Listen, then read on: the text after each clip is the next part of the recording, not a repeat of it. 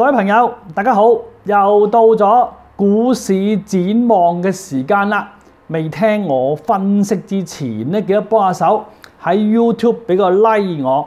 如果你到而家仲未訂閱我嘅頻道嘅朋友，多多捧場，撳一撳 icon 訂閱我喺 YouTube 嘅譚紹興頻道。見到個鐘仔嘅，幫下忙撳埋去。如果你已經訂閱咗我嘅頻道，又撳咗個鐘仔嘅，喺度衷心多謝支持，就唔好再撳啦。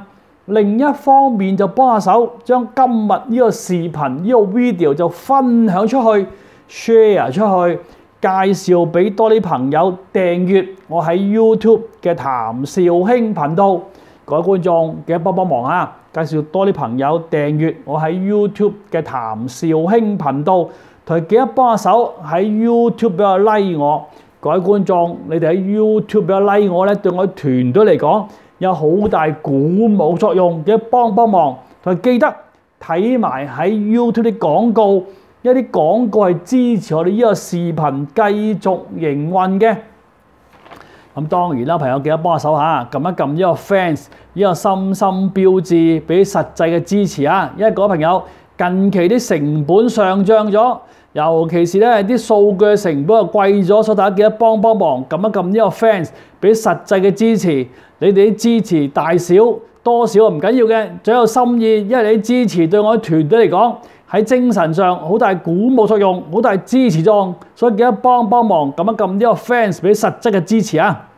好啦，咁講翻個股市先啦，嗱朋友，我咧喺上一集即係星期四嗰時，已經同大家講到美國股市係醖釀嗰個波幅漩渦區，因為根據我呢個波幅漩渦呢個 modeling 咧，開始出現一啲震盪嘅信號出嚟啦。咁星期五，大家留意下，喺星期五個股市啊，已經開始見到少少呢個波幅漩渦區嚟緊啦。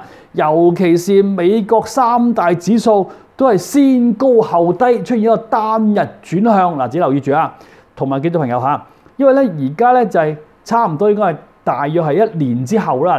大約嚟講，上一次出現呢個波幅漩渦區咧，應該係舊年嘅3月嘅事啊，2、3月，跟住就停咗啦。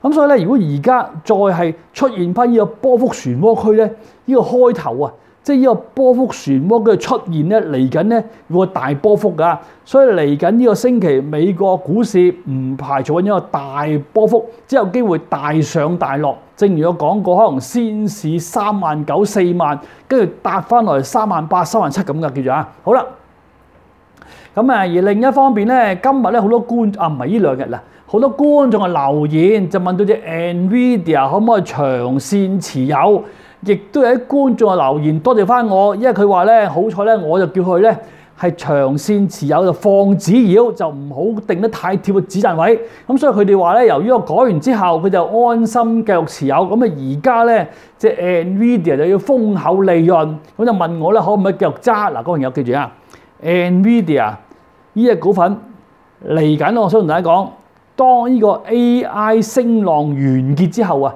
即係幾年之後，美國頭5大科技股應該唔會有 NVIDIA 嘅影子。嗱，呢個一陣再講翻啦。因為點解咧？因為我係90年開始就已經係研究美股。我喺90年啊，大約90年到啦，都唔知即90、91、92上下啦，就已經攞得係北美咧係從事美國證券業嘅資格。咁由90年開始就研究美股，亦都係有投資美股。咁啊，過去20年咧就以投資美股為主。所以根據過去30幾年研究美股嘅經驗咧，我想同大家講，當呢個 AI 聲浪完結之後啊，未來3到5年之後咧，美國頭5大科技股應該唔會有 NVIDIA 嘅影子。原因咧，一陣再講翻啦。而家先講翻咧就係美國股市先啦。啊，仲有樣嘢喎，係啱啱過咗個星期咧，個 Bitcoin 啊，呢個比特幣咧一度係升穿7萬蚊美金。嗱，朋友，我喺早排已經同大家講過一次啊。今個浪我睇美國嘅，唔係美國，今個浪我睇咧 Bitcoin 對美金有機會試7萬嘅。咁啱啱已經試咗啦，不過咁喎，啱啱過咗個星期咧，就由於 Bitcoin 呢個比特幣啊，有大量嘅衍生工具到期，咁所以令佢衝穿7萬。但係跟住嚟緊呢個星期會唔會咧？嗱，一陣再講翻啦。好啦，咁啊先講翻美國股市先啊。咁星期五啊，即係啱啱過咗個星期，即係3月嘅8號。咁美國股市咧就三大指數都係先升後跌嘅。咁個道瓊斯指數跌咗68點，納指跌188點。S&P 500跌33點，而整體上咧真正拖低美股嘅咧，就以啲 AI 概念股為主，尤其是 NVIDIA、AMD 扎啦。咁而成交方面咧，喺星期五晚咧，美國成交都 OK 過，都幾多㗎，都係咧微微咧係高過平均水平啦。記住啊，朋友，近期美國股市嘅成交經常咧係低過平均水平嘅，但係星期五晚佢個成交係高過平均水平，輕微高過㗎。好啦，咁而股份方面咧，咁當然咧就以啲 AI 概念股最矚目啦，好似隻 NVIDIA、AMD， 甚至係隻 SMCI 啊，連隻 Broadcom 啊啲全部咧都係高位回落㗎。咁而喺美國上市嘅中概股咧就有啲唔同咯。星期五晚咧，見到美國上市嘅中概股咧，就雖然咧就普遍偏軟，但係咁喎。星期五咧就拼多多咧有少少訂貨格，但係啲資金有少少由拼多多就沽隻拼多多，就換咗隻阿里巴巴同京東度喎。留住我朋友嚇。咁而星期五喺美國上市嘅中概股成交都有300幾億港幣，咁啊都算唔錯㗎啦，差唔多等於香港星期五嘅成交嘅40%㗎啦。好啦，咁而拼多多咧星期五晚嘅成交急增，去到130億港幣，咁但係俾人訂貨意味幾重啊！好啦，咁至於美國嘅異動股咧，今日就唔講住啦，因為今日咧，我發覺咧啱啱過咗星期五咧，美國好多股咧高位回落，啲異動股咧暫時要觀望。咁好多觀眾留言問到我經常講嗰4隻異動股，有啲觀眾話咧指導研究緊貨之後咧，近期就執咗少少。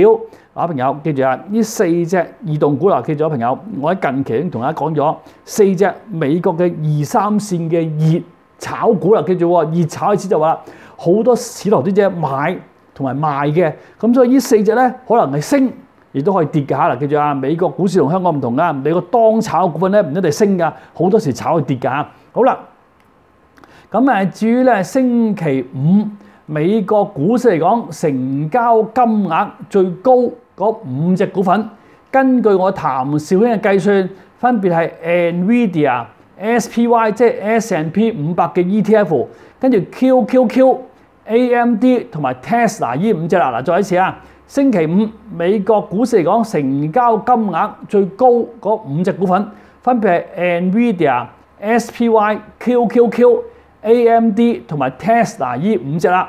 咁而咧順便一提就係基本上咧星期五咧，我見到隻 SMCI Super Microcomputer 同埋隻 Broadcom AVGO 咧都係成交急增，但係跌嘅，留住啊！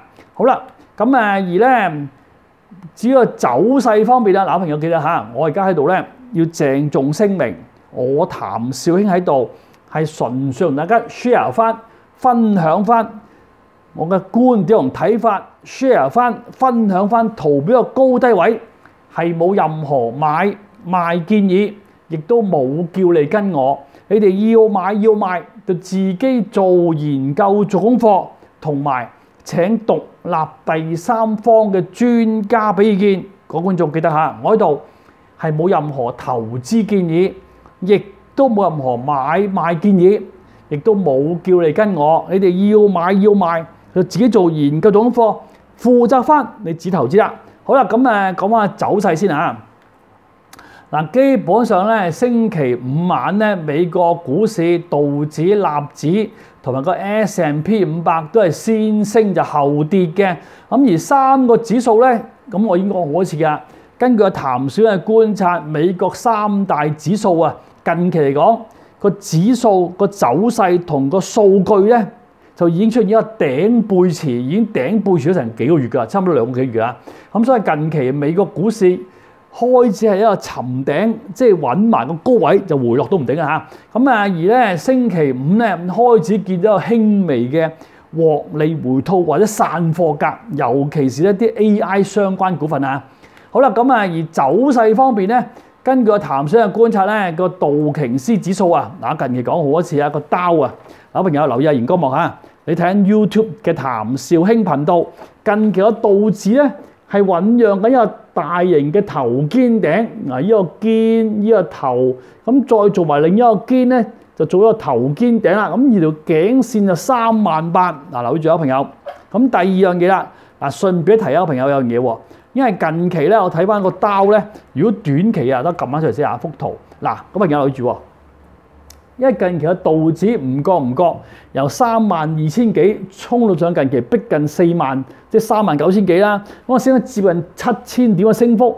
如果真係要調整啊，老實講，朋友啊，如果係最簡單嘅調整0.382啊，都要去到36000㗎。所以個朋友記住啊，如果美股真係調整咧，一嚟咧嗰下好急㗎嚇。咁同埋咧，由於嚟緊呢個星期咧，美國股市進入波幅漩渦區。所以嚟緊呢個星期，美國股市會幾挫㗎？正如我講開，唔排除先試39000甚至4萬，跟住懟翻落嚟38000，甚至係37000㗎嚇。好啦，咁啊至於個納指啦，嗱咁個納指都差唔多啊，反而個納指咧近期咧個跌勢咧就開始嚟緊啦。嗱，首先嚟講，星期五晚個 last 嘅納指就先升就後跌，先創近期新高，跟住搭翻落嚟。咁近期嚟講個 last 咧要小心啲嚇，因為呢排咧好多美國嘅科技股咧都開始見到啲沽貨潮啊！嗱，冇辦法㗎啦，因為近期咧大部分美國嘅 AI 相關股份已經累積龐大升幅，即係唔好講成 Nvidia 啦，其他升1、2倍已經好多啦。咁所以嚟緊咧，如果真係要出現回吐咧，個力度好大嘅，同埋近期講有個趨勢。就係好多基金大戶都紛紛咧係沽啲正股，就換啲期權嚟做一個比較為保守嘅策略嘅。咁至於個 S&P 500啦，嗱個 S&P 500咧近期咧去到5100之上咧，開始見到平倉喎。啱啱過咗個星期咧，個 S&P 500喺5100之上咧，陸陸續續有啲平倉出現啦，個朋友嗱自己留意下。好啦，因為咧好多觀眾留言就問到譚 Sir 你好，佢話咧 Nvidia 可唔可以長線持有？咁亦都有觀眾咁講喎，譚 Sir 你好就好多謝我，佢好多謝我咧，經常提醒美國股份要放指妖，就唔同香港股份，佢咧就要。佢話咧我講啊，佢話我講咧就係唔好定個指賺得太貼，如果咪賺唔到錢。佢話咧我講咁耐之後，佢就好安心，就繼續持有隻 Nvidia。近期咧已經有極度豐厚嘅利潤，咁佢就問我咧 Nvidia 係咪值得長線持有？各位朋友記得嚇，你睇緊 YouTube 嘅譚紹興頻道。嗱，由於咧呢幾日咧有太多觀眾就問到隻 Nvidia 可唔可以繼續持有？嗱，因為咁多觀眾問咧，我同大家講少少啊。嗱，首先嚟講，我譚紹興咧就大約喺90年代啊，咁我都唔知90、91、92咁上下啦嚇，我唔記得幾時啦。咁我喺90年代咧就已經開始係喺北美咧就從事美國同埋加拿大嘅股票業務，亦都取得相關嘅資格。咁所以咧，我喺90年代開始咧就已經研究美股啦。咁唔覺而家都一段好長嘅時間啦。同埋喺過去嗰20幾年咧，我就以投資美國股市為主嘅。咁所以咧，我對 Nvidia 嘅情況咧嚟緊嘅情況係有一定嘅研究㗎。咁記住啊，如果你問我 Nvidia 可唔可以繼續持有，我想講喺而家呢個 AI 升浪、呢個 AI 狂潮啊，未爆破之前 Nvidia 係可以繼續持有。嗱，記住喎，係未爆破之前喎嗱。如果爆破就唔同啦。咁但係我同大家講一樣嘢，因為睇翻當年2000年嘅科網股爆破之後嘅情況咧，我好大膽講，嚟緊呢3到5年啊，當呢個 AI 升浪完咗之後咧 ，Nvidia 好大機會唔會係美國5大科技股，即係嚟緊5大美國科技股咧，唔會有 Nvidia 份。咁所以如果我有 Nvidia 咧，咁我當然會繼續持有，就睇埋呢個 AI 升浪。但係當呢個 AI 升浪完咗啦，或者泡沫嚟咧，咁我會走得特別快啦。嗱，至於呢個泡沫幾時嚟咧，就冇人知嘅。而家仲係泡沫醖釀之中嘛，會突然間爆破咧，咁啊唔清楚啊。但係咁，如果當呢個 AI 泡沫突然間爆破嘅時候咧，呢隻 NVIDIA 就唔可以揸啦。同埋記住啊，我覺得咧，當3到5年之後咧，當呢個美國股市個 AI 升浪、呢個 AI 狂潮完咗之後啊，NVIDIA 應該唔會係美國5大科技股。如果唔係美國5大科技股啊，咁即係話咧嚟緊個跌幅啊，可能跌5成甚至6成啊，唔係而家啊，記住啊，係 AI 升浪完結之後啊。好啦，咁啊就而家暫時唔講住啦。好啦，咁首先咧講翻 NVIDIA 而家就記住啊，我同大家講係如果當3到5年之後，美國呢個 AI 升浪完咗啦 ，NVIDIA 咧就唔會係而家喺頭5大嘅。咁有機會跌5成6成嘅嚇，不過唔係而家喎，係3到5年之後啊。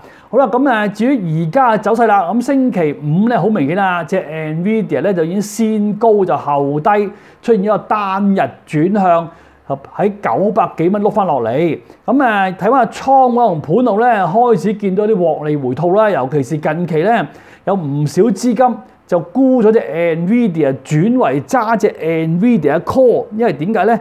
如果而家隻 NVIDIA 有成800幾900蚊美金喎，我沽咗佢，攞少少錢嚟揸 call 睇都 OK 嘛。所以呢排咧就好多資金就係沽正股就換期權嘅。咁而星期五咧，佢呢個單日轉向嘅圖咧真係惡劣少少嚇。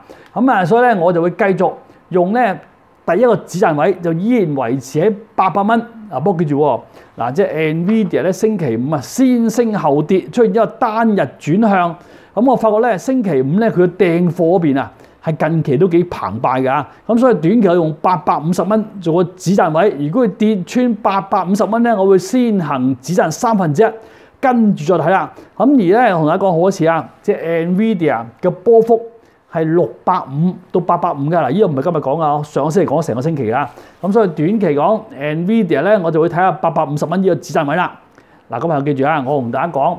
NVIDIA 係3到5年之後，當隻 AI 升浪完咗咧，佢就唔會再係頭5大。如果唔係頭5大咧，佢一跌嘅幅度啊，可能係而家有機會跌5成到6成嘅。不過唔係而家喎，3到5年啊，記住啊，嗱我唔係講而家，而家咧我會繼續用850蚊做個止賺位，繼續睇下佢會唔會升穿1000蚊美金啊。好啦，咁至於另一隻就係 AMD 啦。嗱好明顯啦 ，AMD 咧近期嚟講咧。開始喺高位方面咧有啲腳仔軟啦，咁星期五咧見到衝穿220蚊美金之後急速回吐，咁個倉位同盤路都見到訂貨啫。反而 AMD 訂貨嗰邊咧真係都幾明顯嘅喎。咁而咧走勢方面就嗱，各位朋友留意熒光幕下，你睇緊 YouTube 嘅談選頻道，即係 AMD 咧，我大約會用190蚊做第一個止賺位。嗱，留意住啊，各位朋友。因為近期講咧，我190蚊係個位嚟㗎。如果短期佢唔穿190蚊美金，我會繼續持有啦。不過咁喎，我覺得 AMD 啲倉位同盤路咧係咁多隻美國啲 AI 股之中咧係特別漂浮啊！即係佢嚟緊個波幅咧可能好金㗎，所以留意住自己。好啦，咁至於另一隻就係 SMCI 啦 ，Super Micro Computer。咁由於咧佢就會入 S&P 500指數啦，咁呢排嚟講咧，我見佢咧喺1100蚊上邊咧，哇！啲好友同淡友咧打到砰砰聲。咁短期講，我就會用嗱，個朋友留意過望下呢隻 Super Micro Computer。如果短期咧，我就會留意翻喺900蚊。嗱，我談醒提醒大家，我留意翻900蚊邊呢個上升裂口，所以咧呢隻 Super Micro Computer， 我譚紹興如果有貨咧，我就會用900蚊做第一個止賺位。好啦，老朋友記住啊，因為咧近期講隻 SMCI 咧就無端端殺上去，咁有啲淡友咧就俾人夾爆咗啦。不過咁喎，有啲好友咧近期去到1000蚊上邊咧都紛紛散水喎。小朋友記住啊，因為近期咧美國有唔少 AI 股升好多啊，開始咧有個較為大嘅獲利回吐湧現出嚟㗎，朋友只留意啊。好啦，咁至於另一隻咧就係隻 Broadcom 啦，隻 AVGO 啦。嗱，朋友星期五咧呢隻 Bobcom 嘅圖真係好核突啊！佢高位回落翻嚟咧，爭啲就穿埋1,300蚊。嗱，短期咧 Bobcom 咧我就會用1,300蚊做第一個止賺位。嗱，朋友留意住啊！佢星期五一支大棍嘭一聲跌落嚟咧，呢個幾恐怖啊！嗱，短期講1,300蚊會係第一個止賺位。咁第二個就擺1,200蚊啦。嗱，因為呢隻股份同其他股份唔同啊，因為佢發佢倉位同盤路咧係特別近期講係特別有啲嘢發生啊。因為咧頭先我講嗰3隻咧，好似係 NVIDIA、AMD 同 SMCI 都好啦，佢哋啲倉位同盤路都相對比較澎湃嘅喎。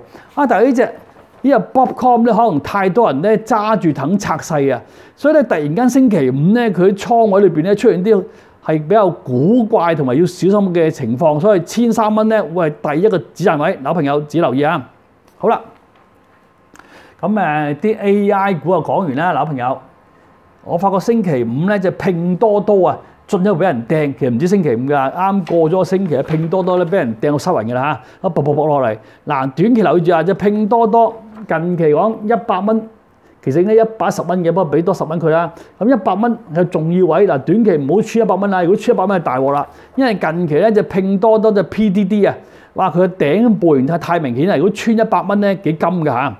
不過咁喎，朋友，隻拼多多跌咧就反為對京東同埋隻阿里巴巴有利喎，因為我見到有唔少沽盤係沽完拼多多，跟住換咗落去隻 BABA 同埋 JD 度喎，喺美國嗱，記住喺美國啊。而家同大家講嘅嘢全部都係美國情況啊。好啦，咁睇翻星期五咧，見到啲沽盤沽咗去拼多多之後咧，就換咗落去京東同埋隻阿里巴巴度嘅。咁但係整體上咧，近期咧阿里巴巴咧啲買賣盤啊，都係比較觀望緊啊。嗱，首先講下，先講隻 BABA 先啊。嗱，隻 BABA 咧，我呢個視頻就講咗幾次啦。第一。不如先講下京東先啊！嗱，因為京東先係即係順次序啦嚇。嗱，隻京東咧近期講，我已經講好多次啦。幅大圖大約25蚊美金到係一個位嚟嘅。呢排咧去到啲位咧就上唔到啦。嗱，不過咁喎，近期講我覺得京東咧 JD 啊，就唔排除喺21到25蚊呢度橫行啊。咁佢橫行完之後，鞏固完之後咧，我覺得嚟緊升浪會勁啲嘅嚇。即係短期嘅 JD 就唔排除喺21到25蚊度橫行。好啦。咁至於隻阿里巴巴啦，嗱都差唔多嚇。如果講隻 BABA 喺美國咧，大約咧就係70蚊到78蚊上落嘅喺美國啊，70到78蚊呢度橫行嘅。咁但係咧，我就發一樣嘢啦。呢排嚟講咧，啲資金咧好似咧幾留戀呢隻阿里巴巴喎，因為持續係沽隻拼多多就換咗嚟 BABA 度。咁而香港方面啦，嗱香港差唔多啊，嗱咁短期咧都會喺度鞏固啊。大約嚟講喺65到78蚊港幣，嗱呢隻9988嚇，65到78蚊。嗱，各位朋友記得嚇，你睇緊 YouTube 嘅譚小英頻道。咁根據個譚小英嘅觀察咧，見到近期咧隻阿里巴巴嗱唔喺香港喺美國嗰邊咧，啲倉可能盤路相對 OK 喎。咁同埋好多資金係沽緊隻拼多多，就換落去隻 BABA 度。咁我覺得呢個長線嚟講咧，對隻阿里巴巴有利嘅。嗱，不過記住，而家同大家講嘅情況係美國情況，就唔係香港情況啊。好啦，咁隻阿里巴巴就講完啦。咁首先咧，同大家講埋咧 Bitcoin 先啊。嗱，未講之前，各位喺 YouTube 嘅朋友，如果你有問題，不妨喺 YouTube 留言俾我。你啲留言、你啲問題，我會睇嘅，但就唔會公開出嚟，以免啲騙徒騷擾佢哋。咁至於喺 Facebook 咧，就千祈唔好喺 Facebook 留言俾我，亦都唔好喺 Facebook 俾我 like 我。點解咁講咧？因為啲觀眾話俾我聽，喺 Facebook 俾我 like 我，或者喺 Facebook 留言俾我，跟住有啲騙徒就係騷擾佢哋。咁所以各位朋友，如果你喺 Facebook 有問題嘅，不妨 send 個 message 俾我。嗱，不論咧你係 YouTube 嘅留言，或者係 Facebook 嘅 message。你啲問題我會睇嘅，如果啲問題啲熱門問題，好多朋友關注嘅，會盡量嚇，我會盡量喺度回答佢哋嘅。嗱，不過由於我啲團隊就人手有限，好似今日咁樣，要幫我睇翻呢啲美國股份嘅情況，睇下隻 Bitcoin，睇下黃金，仲要計埋個不尋常沽空同埋累積沽空。咁所以我啲同事咧有時間就會先睇咗喺 YouTube 嘅留言，再有時間先睇 Facebook 嘅 message 嘅。咁所以如果你問題緊急嘅，想我早啲睇做啲回答咧，咁你最好就喺 YouTube 留言俾我啦。嗱，不過咁喎，不論咧你喺 YouTube 也好，喺 Facebook 都好，希望大家能夠喺 YouTube 俾個 like 我，嗱記得幫忙啊！喺 YouTube 俾個 like 我，同埋幫下手睇埋喺 YouTube 啲廣告。咁當然啦，記得幫下手啊！因為近期咧成本上漲，記得幫忙撳一撳呢個 fans 呢個心心標誌，俾實質嘅支持。好啦，咁講埋咧個 Bitcoin 先啊，嗱朋友，星期五啊，唔係應該星期五，因為上個星期啱啱過咗個星期咧 ，Bitcoin 一度咧就衝穿$70,000。嗱，不留意住喎，佢升穿$70,000咧就唔係偶然嘅喎，因為啱啱過咗個星期咧，有大量嘅比特幣嘅期權到期啊，咁所以由於個到期之後就夾高咗佢，嗱就到期完啦。啊不過咁根據個譚選嘅觀察咧，嚟緊呢個星期仲有啲期權到期喎，即係 Bitcoin 啊，咁啊唔排除可能會再衝噶。不過咁喎，近期咧由於咧 Bitcoin 咧睇翻咧嗱朋友，我已經同大家講過一次啦。根據譚選計算嘅火箭模式 ，Bitcoin 咧升穿6萬之後就會係2400蚊去嘅。咁不過簡單啲啦，因為6萬幾蚊嘢，你俾得100蚊佢啦。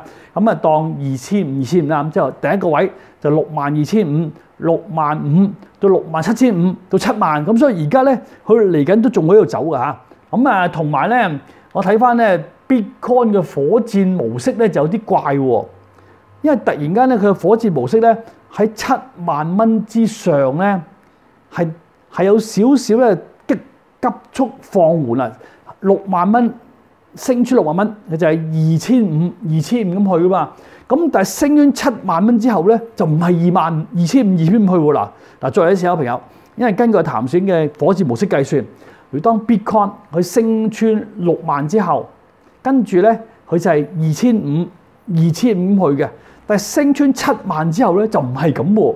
嗱，所以咧我覺得7萬蚊呢度都要留意住啊。咁啊同埋咁啊，因為近期好多人都講啊，嗱 Bitcoin 上一次逼近7萬蚊就急速跌落嚟，由7萬跌到15000。咁呢排咧就好多人咧都有少少恐懼症啊。嗱，所以近期提防啊，因為 Bitcoin 咧已經係連續第3次逼近7萬，1次、2次、3次啦。嗱，如果今次回吐都幾金㗎，咁同埋咧根據譚選嘅波頻指標計算咧 ，Bitcoin 就已經係極度 overbought 極度超買，咁提防咧就係嚟緊呢個星期啲衍生工具到期之後咧，有機會出現一個獲利回吐，甚至突然間倒跌嘅嚇。好啦，咁Bitcoin 講完啦，不過記咗朋友，嗱 Bitcoin 咧近期咧佢就連續嗱，首先佢由升穿4萬開始就衝上去啦，咁一個衝浪，第二個。咁仲有機會仲摁一摁嘅嗱，不過咁啊，因為第3個衝浪咧，呢個衝浪咧，大家小心啲啊，因為佢唔覺由4萬起步咧，已經升咗成3萬蚊㗎啦。好啦，咁順便俾提啦，如果 Bitcoin 真係出現一個回吐咧，咁好多同 Bitcoin 相關嘅股份啊，記住唔係 Bitcoin ETF 啊，係同 Bitcoin相關嘅股份都有壓力㗎啦，記住朋友嚇，因為近排嚟講咧，喺美國有個別同 Bitcoin 有關嘅熱炒股咧，我都見到少窿味啊。咁啊，邊隻就唔講啦，你只留意啦。好啦，咁至於黃金咧，好多觀眾留言問到黃金嗱，因為咧佢哋話黃金咧就已經到咗講2200蚊個位，近期真係快啦，朋友嗱，我同大家講過啦，黃金升穿2029，跟住就係2129、2229，咁近期咧差唔多到2229啦嚇。咁只不過咁喎，因為根據我譚選嘅火箭模式計算咧，黃金咧嗱，我朋友我唔係今日講㗎，我喺上個星期已經講咗啦，黃金近期講可能會出現咧係第3季嘅最後一升，唔係我錯咗，係第一季啊，係第一季嘅最後一升，可能升完呢下之後咧，可能要等到8、9月嘅事啊，即係第2浪啊。好啦，咁樣說，所以咧，大家呢個升浪要把握賺錢機會嚇。好啦，咁至於黃金咧，就已經連續1、2、3、4、5連續5日 overbought。咁而家倉位同盤路咧講好多次啦。近期講黃金嘅倉位同盤路咧，罕有係同舊年11月由呢度衝上嚟嘅倉可能盤都一樣澎湃嘅，因為佢已經靜咗咁多，突然間啲資金嚟翻。嗱，不過記住啊，資金嚟得快走得快啊！嗱，上一次都係咁㗎，佢突然間射一聲之後，出現一個大嘅頂部形態。嗱，所以牌黃金留住啦，下一個位就係2229，記住啦。總之你2029就加8就2129，再加8就2229，跟住就2329。不過咁喎，2300之上咧個火箭模式係突然間殺咗掣㗎，叫做即係可能咧會升得慢啲㗎嚇，所以短期講只留意住啦，因為佢已經連續5日係超買 overbought。好啦，咁黃金就講完啦，咁同大家講翻咧近期嘅累積沽空情況。嗱，記住朋友，我而家同大家講嘅累積沽空分析咧嘅資料就係來自證監會喺星期五收市之後。即係3月8號收市之後喺證監會嘅網站公佈嘅沽空資料，再加埋咧就係港交所喺過去嗰5個星期公佈嘅每日沽空資料，就透過譚選研發嘅累積沽空分析嚟計算出嚟嘅。咁所以而家同大家講嘅累積沽空資料咧，就唔係來自任何人報告嘅，係透過自己研發嘅程式計算出嚟嘅。好啦，咁嗱，各位朋友，如果你咧係第一次聽我講累積沽空分析，記住啊，累積沽空就係嗰個股票由上市一直到而家，一共有幾多沽空？你平時喺電台、電視啊聽到我啲每日沽空咧，係淨係知道個股票今日有幾多沽空，你唔知有平倉嘅。咁所以參考價值嚟講咧，就累積沽空嘅參考價值就較高嘅。嗱，不過記住一樣嘢，朋友。千祈唔好因為嗰個股票有人沽空，你又走去沽貨；亦都唔好因為嗰個股票有人平倉，你真係買貨啦。記住啊，因為而家咧呢啲純粹係參考資料，就唔係神仙報告啦。記住啊，而家純粹係參考資料，唔係神仙報告。好啦，咁而家先同大家講翻咧，而家香港股市累積沽空金額最高嗰10隻股份。嗱，不過記住，而家我同大家講。累積沽空金額最高呢10隻股份咧，個次序係撈亂咗㗎嚇，記住啦，我唔係根據金額高低嚟排列㗎嚇。好啦，咁而家香港累積沽空金額最高嗰10隻股份，其中嗰5隻分別係1398工行、9988阿里巴巴、388港交所、1810小米、9868小鵬呢5隻啦，咁即係另外嗰5隻啦，就分別咧係5號匯控、3690美團、2318平保、700騰訊、1211比亞迪呢5隻啦。朋友記得嚇，我個次序係撈亂咗㗎。好啦，各位朋友聽清楚嚇，睇翻今個星期嘅累積沽空情況咧，我發現嘢啲空軍係收手啦。因為睇翻咧喺呢20隻啊，唔係10隻啊，我睇翻呢20隻累積沽空金額最多嘅股份嚟講咧，20隻都大部分都係平倉嘅。咁而咧裏邊咧平倉嘅股份咧個百分比幾高喎，差唔多咧有70%嘅股份係平倉嘅，即係可能咧嚟緊大家知道啦，嚟緊咧兩會完結之後啊，內地咧可能有銷出嚟噶嘛，所以好多空軍咧而家係開始陸續平倉啦，咁而喺裏邊咧有啲不尋常嘅咧，有邊啲價係不尋常嘅咧？咁我發覺咧喺累積沽空金額裏邊不尋常嘅，叫做不尋常意思就係話佢個沽空金額或者係沽空股數、沽空嘅速度或者係平倉嘅情況，相對翻佢現有嘅累積沽空嚟比較咧，最不尋常嘅嗰隻係邊隻咧？竟然咧就係美團喎！我初初諗住係騰訊或者阿里巴巴都唔係喎，最不尋常一隻就美團，跟住就匯控、比亞迪同埋小鵬呢4隻啦。再嚟一次啊！喺近期嘅累積沽空金額榜裏邊，最不尋常嘅就係美團、匯控、比亞迪同小鵬當中，尤其是咧係美團、匯控同小鵬，因為點解咧？因為佢哋不尋常嘅沽空情況咧係特別高，所以嚟住啊，各位朋友啊！好啦。咁順帶提啊，因為睇翻咧係呢20隻累積沽空金額最多嘅股份嚟講咧，就普遍都係平倉為主嘅。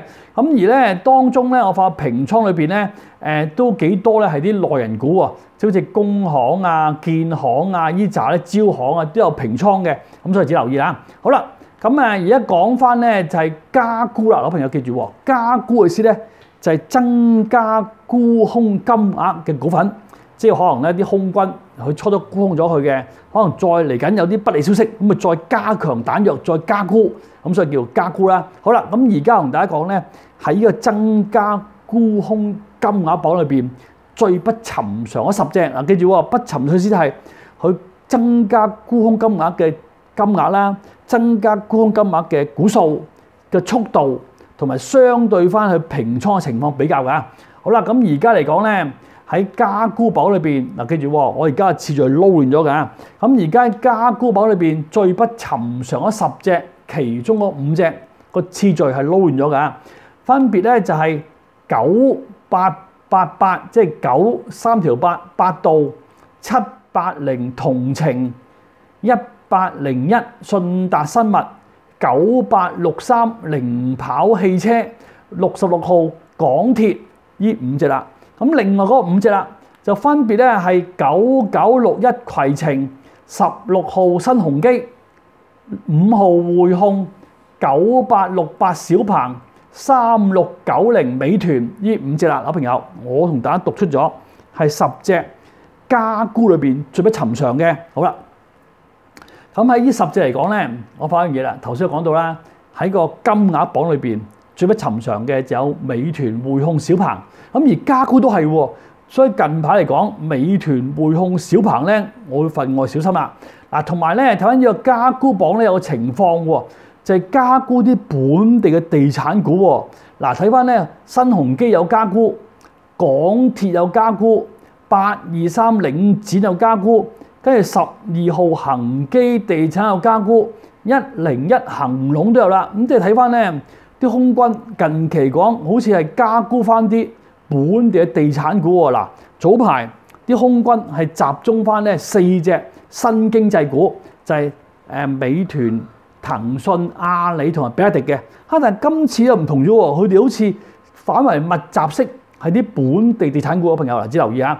好啦，咁另一方面啦，嗱，頭先我讀出呢10隻加沽金額最多嘅股份，相信各位觀眾你都聽到有2隻係旅遊有關嘅，就係攜程同埋780同程旅行嗱，所以只留意啊。睇翻嚟講啲空軍咧，近期咧可能因為內地春節假期完咗之後咧，啲空軍開始咧係對住啲旅遊相關股份啊。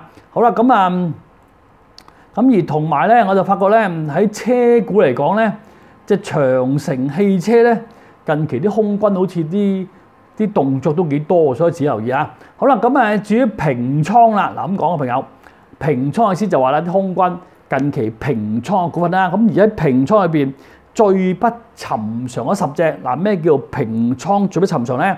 就係平倉嘅金額、平倉嘅股數同埋平倉嘅速度計算嘅。好啦，咁而咧呢10隻嚟講咧，我睇翻咧其中嗰5隻啊，記住我次序撈亂咗㗎。咁而最不尋常喺10隻裏邊撈亂嘅次序，其中嗰5隻分別咧係354中國軟件、388港交所、1910新秀麗、257光大環境、2020安踏體育呢5隻啦。各位朋友記得下，你睇譚紹興嘅 YouTube 頻道。好啦，咁如果同大家講翻就係而家喺平倉榜裏邊最不尋常10隻裏邊，另外嗰5隻啦。嗱，頭先同我講5隻啦，咁再加5隻啊。好啦，咁而家喺平倉裏邊最不尋常嗰5隻，嗱，不過次序撈亂咗㗎，分別咧就係17號新世界、700騰訊、2318平保、1876百威亞太同埋9988阿里巴巴呢5隻啦，老朋友留意住喎。喺今次咧平倉裏邊啊，最不尋常啦，發覺有3隻係邊3隻咧？就係平保876、百威亞太同埋咧阿里巴巴，咁可能咧啲空軍唔知係咪留意到啲好消息啦，所以見佢平倉咧都幾不尋常喎。咁隻騰訊都有份嘅，但係騰訊嘅不尋常程度就唔夠頭先3咁高。咁我估計咧可能咧因為騰訊就係出業績啦，咁啲空軍咧都可能收下手啦。咁順便一提啊，喺今次平倉裏邊咧，近期經常謠傳會俾人私有化，或者係咧會收購嘅新秀麗1910咧，佢嘅平倉情況都幾進取喎，只留意啊！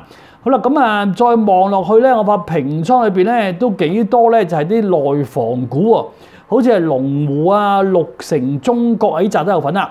咁而整體上咧，有朋友聽清楚啦，睇翻今次個累積沽空分析咧，我發一樣嘢，就係可能因為嚟緊兩會就嚟完啦，就嚟有去宣佈啦，咁你可能有啲好消息出嚟都唔定噶嘛，咁所以咧見到空軍咧係趁咧有好消息宣佈之前咧就開始係平倉，咁所以今次咧個累積沽空分析裏邊咧，空軍係普遍就平倉為主嘅，唯獨是咧係嗰隻美團同埋咧匯控同埋小鵬咧，我就會特別小心啲啦。因為點解咧？因為呢三隻啲空軍咧係持續好似不離不棄咁啊！嗱，所有朋友只留意啊。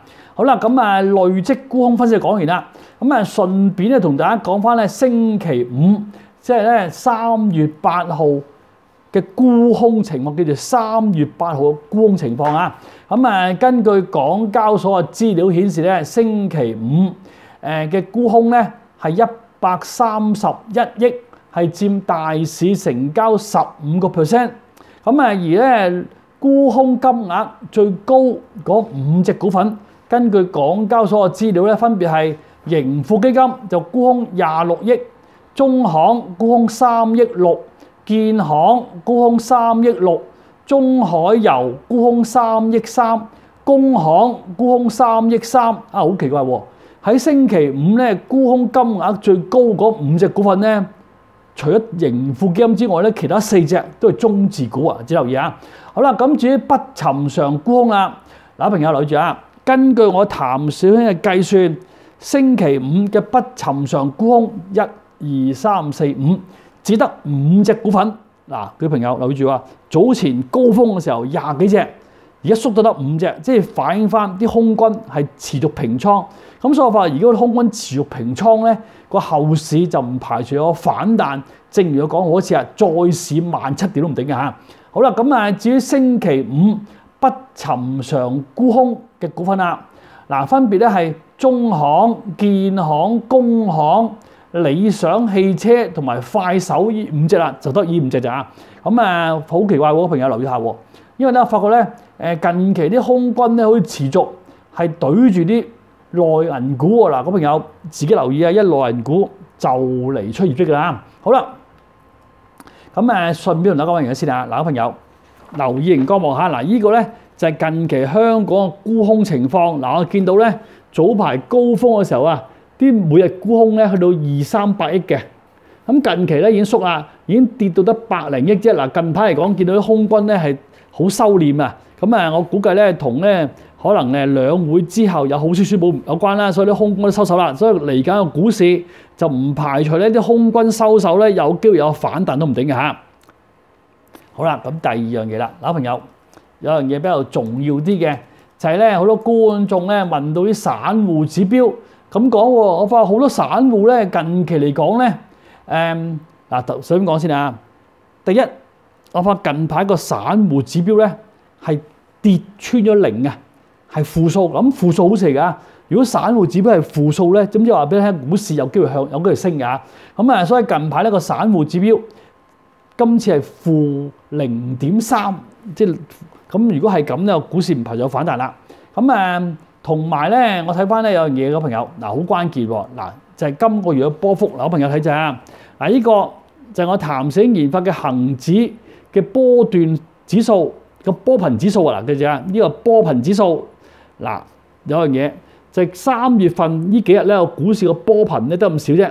嗱，咁一般嚟講就唔會咁細㗎，朋友你望一望就知啦，都唔細嘅。即係嚟緊呢個股市啊係醖釀一個大波頻啊。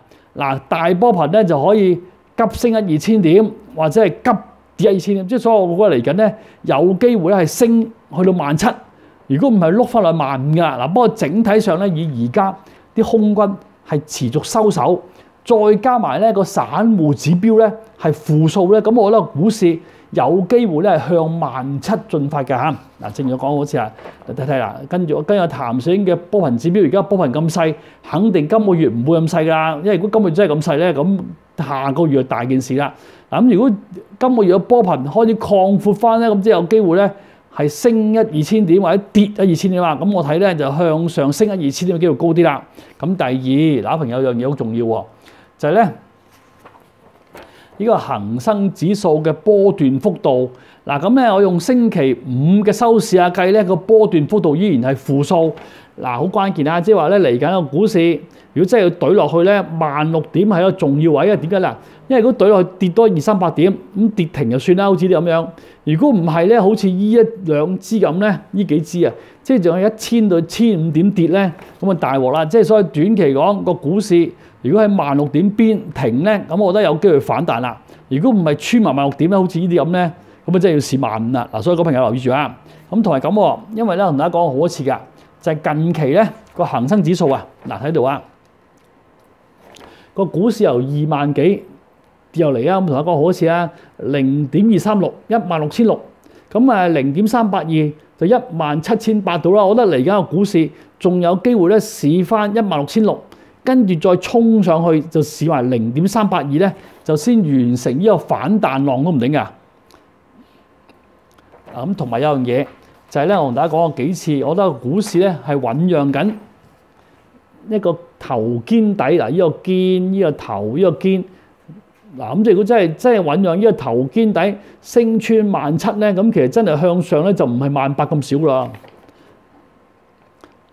嗱，所以咧嚟緊咧要睇下內地有冇進一步嘅救市措施或者好消息出嚟啦。因為呢排咧見到啲空軍就開始係平倉。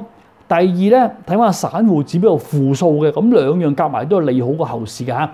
好啦，咁啊，不過記住一樣嘢喎，因為個波頻指標咧頭先講過啦，再嚟一次啊。頭先講個波頻指標咧就係，最大望一望先啊。今個月而家係咁少嘅，大家睇緊咁多次，佢唔會咁細㗎。即係話俾你聽，今個月嘅波頻咧唔會咁少嘅，即係可能咧。仲有機會急咁向上嘅。如果呢個波頻向上，叫做波頻向上咧，唔一定升嘅嚇，即係可以升可以跌，即係可能升1、2千點或者跌1、2千點，但係暫時我覺得向上升1,000點嘅機會高啲啦。好啦，咁呢度講完啦。咁啊嗱，朋友，因為好多觀眾留言咧問到中海油嘅，咁啊好聰明嘅觀眾嗱，嗰朋友，我喺上2個星期已經講咗，中海油近期嘅升幅咧係特別強勁。係同其他嗰2隻石油石化股唔同嘅，咁應該咧有啲係跟尾。當時我已經講到，我估計啊，第一可能會增加股息啦，或者喺業務方面有進一步擴展啊。咁終於消息嚟啦，因為好多觀眾留言已經同我講咗啦。嗱，咁首先咧，好多聰明嘅觀眾已經話啦，中海油消息出嚟啦咁講。咁根據資料顯示咧，中海油嗱呢個咧係報章嘅報導嚟嘅嚇。咁啊，中海油咧喺內地咧喺南海啊嘅深水深層咧，就發現咧有億噸級嘅油田，咁我估計呢個好消息咧，就係近期點解883不斷上升嘅原因啦。嗱，不留意住一樣嘢嚇，朋友，883咧近期就持續上升，咁啊已經係極度超買，你記住啊，係極度 overbought，咁啊，所以咧提防咧有個好少出貨嘅危機啊，叫做因為升得太急啊。咁啊，已經同其他石油石化股咧，已有少少係離行離辣㗎啦。好似大家比較下中石油、中石化就知啦。好啦，咁第二嗱，望一望先啊。近期咧，隻883咧，佢個 MACD 滴滴咁扯上去，個 RSI 扯上去，咁唔排除有機會再衝。如果升穿18蚊咧，嗱，嗰朋友留意熒光幕啊，你睇 YouTube 嘅譚紹興頻道，根據譚紹興估計。嗱，呢個咧就係883嘅15年大圖。嗱，咁嚟緊咧，我覺得883如果衝穿18蚊或者企穩18蚊啦，有機會試翻15年高位，大約係20蚊呢個水平啦。嗱，咁所以如果883咧，我有貨啊，即係食得鹹魚抵得渴啦。如果我平買嘅嗱，記住，如果我淡水係平買咧，第一嗱，留意熒光幕下，你睇緊 YouTube 嘅淡水頻道啊。咁呢個883咧，短期啊，我就會用16蚊做個止賺位嗱，因為上一次逼近16蚊就反彈再衝嘅，所以而家咧用翻呢個做止賺位。如果短期佢唔穿16蚊咧，我就會繼續放止腰，睇下有冇機會試翻15年高位20蚊，甚至係破頂升穿15年高位啦。嗱，只留意下。好啦，不過記住一樣嘢啊，冇貨就唔沾手啦，因為而家嘅883已經係極度超買。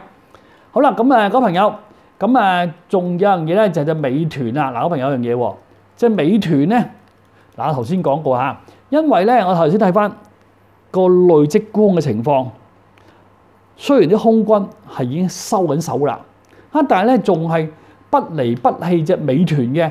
咁尤其是近期咧，美團咧衝上去之後啊，我發覺咧佢啲盤路啊，剩咧同啲倉位咧有少少散散地嘅啦，所以留意住啊。咁依排咧隻美團咧，我發覺佢就衝上去咧，逼近咧嗱，大家留意熒光幕啊，逼近呢條100天線就上唔到啦。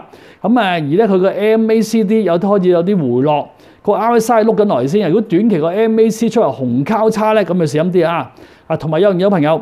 因為根據我譚小英嘅火箭模式計算，嗱，朋友留意熒光幕啊！嗱，咁呢隻3690美團啊，我講嗰次啊，佢嘅火箭模式83蚊係中軸位，企穩83蚊，有機會試翻向上97。如果唔係咧，穿83咧，有機會落翻嚟再試翻61蚊嘅嚇。嗱，咁咧而家嚟講，佢個火箭模式近期咧有少少定咗格啊，咁唔排除出業績啦，所以短期提防咧，如果穿83蚊就要小心啲啦。咁嗰個朋友嗱，今日咧就講到係咁多啦。記得聽咗咁耐，記得幫手喺 YouTube 度 like 我。如果你到而家仲未訂閱我嘅頻道，朋友多多捧場，咁撳 icon 訂閱我喺 YouTube 嘅譚紹興頻道。見到個鐘仔嘅，幫下忙撳埋去。如果你已經訂閱咗我頻道，又撳咗個鐘仔嘅，我喺度衷心多謝支持。就唔好再撳啦。另一方面就幫下手，將今日呢個視頻呢個 video 就分享出去 ，share 出去，介紹俾多啲朋友訂閱我喺 YouTube 嘅譚紹興頻道。各位觀眾記得幫忙啊！介紹多啲朋友訂閱我喺 YouTube 嘅譚紹興頻道，同記得幫下手喺 YouTube 俾個 like 我，同埋幫忙睇埋啲廣告。咁當然啦，記得啊！撳一撳呢個 fans 呢個心心標誌，俾啲心意，俾啲鼓勵。各位觀眾，因為近期咧製作成本上漲，記得幫下手撳一撳呢個 fans，俾啲實際嘅支持。各位觀眾記得嚇，我喺度係冇任何買賣建議，亦都冇任何投資建議。你哋要買要賣就只做研究做功課，負責翻你自己投資啦。嗱，同埋咧最後一樣嘢就係由於嚟緊呢個星期咧。美國股市就進入咗個波幅漩渦區，咁所以嚟緊都幾錯㗎。嗱，我同大家講咗啦，由於進入波幅漩渦區咧，唔排除有機會先試39000、4萬，跟住碌翻落嚟38000、37000㗎啦。記住啊，會有大波幅㗎。咁至於黃金咧，我同大家講過啦，根據我譚紹興嘅火箭模式計算，黃金有機會咧係醖釀緊第一季嘅最後一升，即係升完呢下之後咧，可能下一次咧。到8月到9月嘅，點解咧就遲再講啦。咁同埋記住一樣嘢啊，朋友，近期比特幣能夠一度升穿7萬蚊，同咧啲期權到期有關嘅。根據市場嘅數據咧，今個星期即係嚟緊嘅星期啊，仲有大量嘅比特幣數據到期嘅期權到期啊，即係嚟緊一星期，仲有咧大量嘅比特幣嘅期權到期，咁會唔會再衝7萬咧？嗱，只留意啦。咁最後一樣嘢，各位朋友。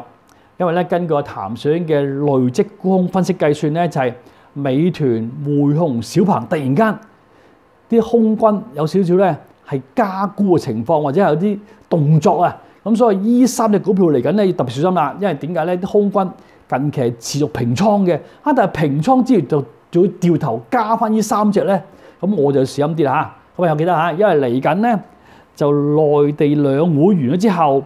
就唔排咗好息出嚟，咁所以我睇到後市咧就仲有機會試17,000點㗎。咁正如頭先講過幾次啦，就個股市個波頻指標咁細，今個月咧唔會咁少㗎，即係仲有機會升1-2千點或者跌1-2千點。但係我睇翻咧，有機會升1-2千點嘅機會幾高啦。好啦，各位朋友，今日講咁多啦，再見。以上資料咧就純屬參考之用，冇任何投資建議。